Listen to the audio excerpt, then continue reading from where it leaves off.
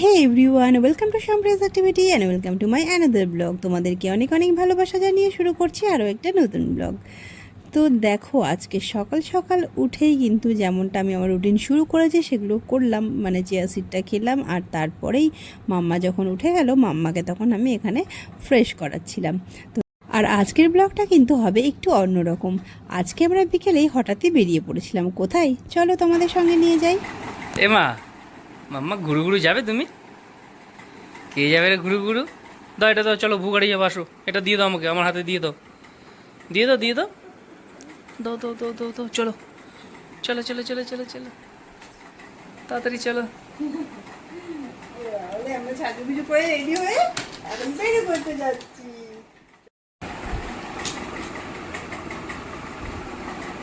আমার জল নিয়ে নিয়েছি, চলো আমরা রেডি।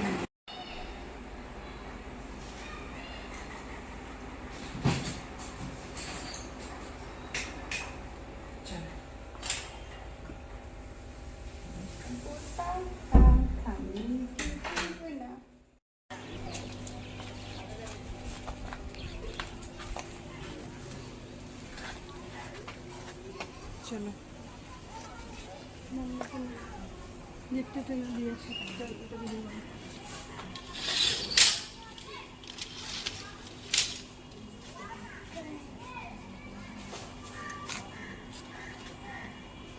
বসিয়ে দাও না, বসিয়ে দাও।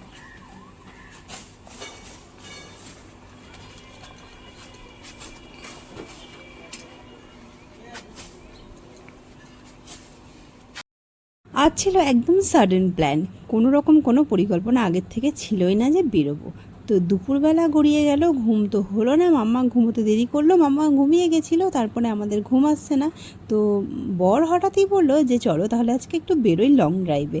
তো আমিও একদম দেরি না করে চটপট রেডি হয়ে নিলাম, আর মাম্মাও ততক্ষণ ঘুমাচ্ছিল, মানে আমরা যতক্ষণ রেডি, আর আমরা রেডি হয়ে বেরিয়ে পড়লাম একটু লং ড্রাইভে। হ্যাঁ, কোথায় যাব একটু একটু ঠিক ছিল, একেবারে যে অজানা ছিলাম যে কোথায় যাব এমনটা নয়। তো চলো তোমাদেরকে আজকে নিয়ে যাই সেখানে। আর আজকে যেখানে আমরা যাচ্ছি সেখানে আমরা গত 5 বছর ধরে মোটামুটি যাতায়াত করি আর কি। তো মানে একটু যেতে ভালো লাগে, দূরে রাস্তা, লং ড্রাইভও হয়ে যায়, আর সঙ্গে একটু ভালো সময়ও কাটানো হয়ে যায়। তাই আজকে কিন্তু মাম্মাকে নিয়ে প্রথমবার একটু বেরিয়ে পড়লাম এরকম, মানে এই দিকে আর কি, যেখানে যাচ্ছি এখন সেদিকে। চলো তাহলে দেখতে থাকো কোথায় যাই।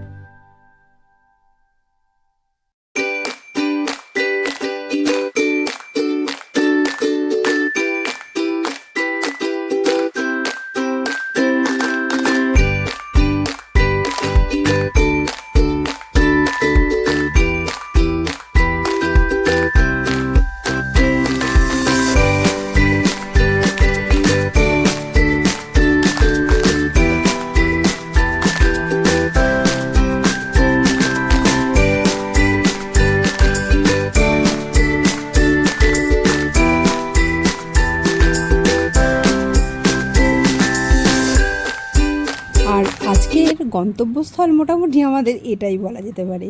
তোমরা ভাবছো তো যে কী ব্যাপার, এটা কোথায় বা এলাম? কোনো স্পেশাল জায়গা নয়, শুধুমাত্র একটু চা খাওয়ার জন্য গেলাম আমরা এই দোকানে।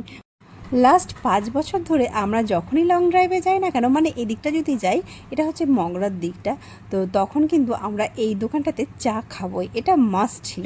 এই দোকানের চাটা কিন্তু অসাধারণ। আর এই যে দেখলে, সবার প্রথমে কিন্তু আমাদের পেমেন্ট করে দিতে হলো, তারপর আমাদের দুটো মানে স্লিপ দেওয়া হলো, সেটা নিয়ে আমরা জমা দেবো এক জায়গায়, তারপরে কিন্তু আমরা চা পাবো।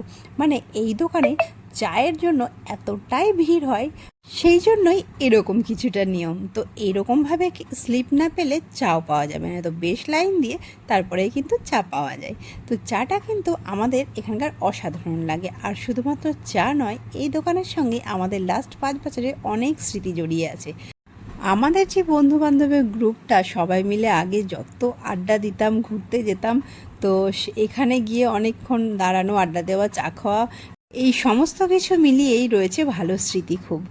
আর এটা শুধুমাত্র সন্ধ্যের দিকেই নয়, আমাদের যখনই মন চাইতো, কখনো কখনো আমরা ভোরবেলাতেও লং ড্রাইভে চলে যেতাম। তো খুব আনন্দ হতো, খুব মানে মজা হতো, সেই দিনগুলোকে ভীষণভাবে মিস করি। তো যাই হোক, আজকে অনেক দিন পরে, মানে আমি কনসিভ করার পর আর এইদিকে যাওয়া হয়নি, তো মাম্মা হওয়ার পর মাম্মাকে নিয়ে প্রথমবার এইদিকে চলে গেলাম। খুব ভালো সময় কাটলো। আর এদিকে দেখো মাম্মাকে কি করছে।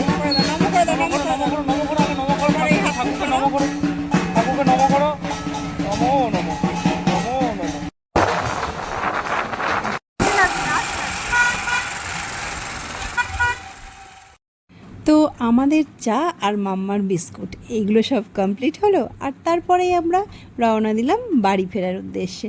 তো বাড়ির দিকেই ফিরছিলাম, তো তার মধ্যেই মনে হলো যে আরেকটু ঠান্ডা ঠান্ডা কিছু খাওয়া যাক। আর রাস্তায় দেখাও হয়ে গেল এই যে আমাদের এখানে বাদাম মিল্কশেকটা।